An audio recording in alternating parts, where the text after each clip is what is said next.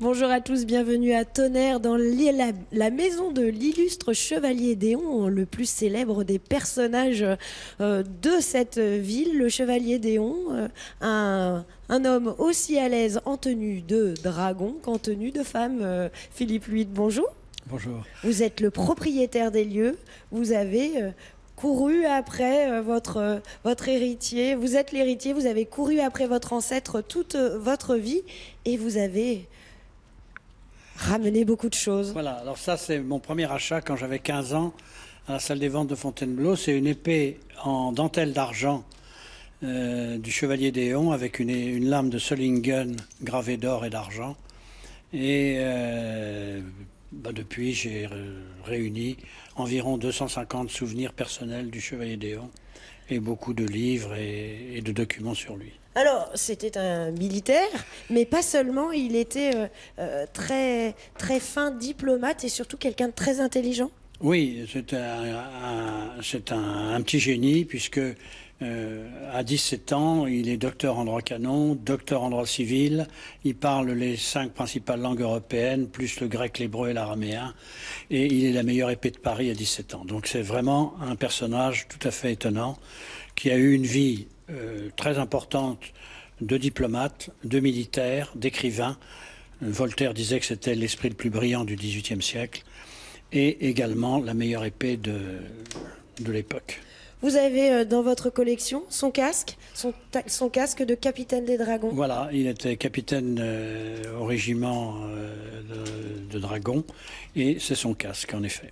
Alors, ce qui est assez étonnant avec ce personnage et ce qui fait qu'il a encore un attrait pour nous novices en histoire, c'est qu'il était aussi à l'aise avec des robes comme cette robe qu'il a portée. Voilà, alors ça c'est une robe offerte par Marie-Antoinette quand il a 51 ans pour l'obliger à s'habiller en femme, car il ne voulait pas l'accepter.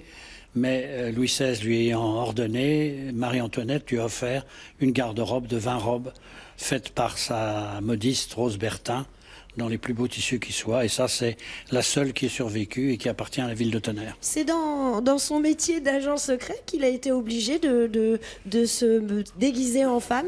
Il a eu des missions en tant que femme. Oui, il a fait 2 missions pour le compte de Louis XV en tant que femme. Louis XV disait du chevalier d'Éon que c'était son meilleur ministre secret et le meilleur officier de la guerre de 7 ans.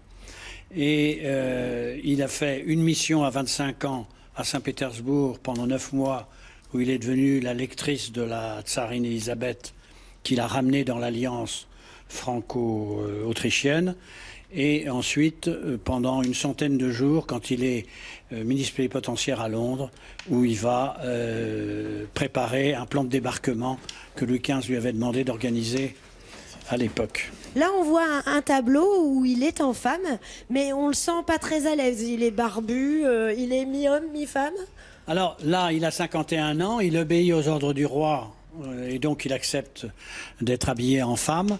Il porte une des 20 robes offertes par Marie-Antoinette pour le convaincre de s'habiller en femme. Mais comme ça ne lui plaît pas, il ne s'est pas rasé, il a sa barbe, il a ses bottes sous sa robe et il fait un succès fou à Versailles où tous les courtisans sont là pour voir l'ambassadeur de France habillé en fille et ils s'aperçoivent que l'ambassadeur de France habillé en fille reste bien un garçon. Alors ça, c'est un gros succès du chevalier d'Éon. Nous avons changé de pièce, on se déplace encore un petit peu. Là, c'est la partie plus anglaise de la vie du chevalier d'Éon avec cet objet. Qu'est-ce que c'est?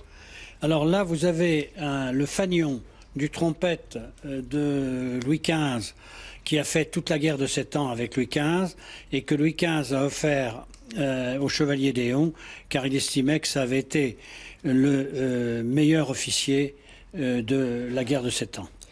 Et c'est donc le fanion du roi. Il termine sa vie en Angleterre en femme?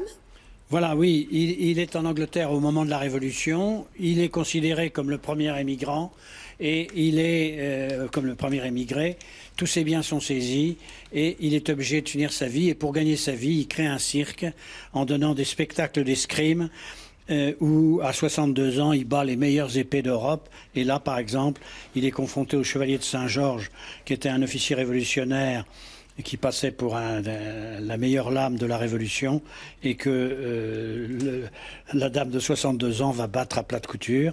Et le duel est présidé par le prince de Galles, dont le roi Georges III était persuadé que c'était le fils d'Odéon et pas le sien. C'est ça, c'est pour ça que très rapidement il est obligé de rester en femme? C'est pour ça que toute la fin de sa vie en Angleterre, il est obligé d'être en femme, car s'il avait été en homme, il aurait été tué par le roi fou Georges III. Le prince de Galles aurait été tué, le futur Georges IV, et la reine Sophie Charlotte, qui était une grande amie du chevalier d'Éon, aurait été également tuée.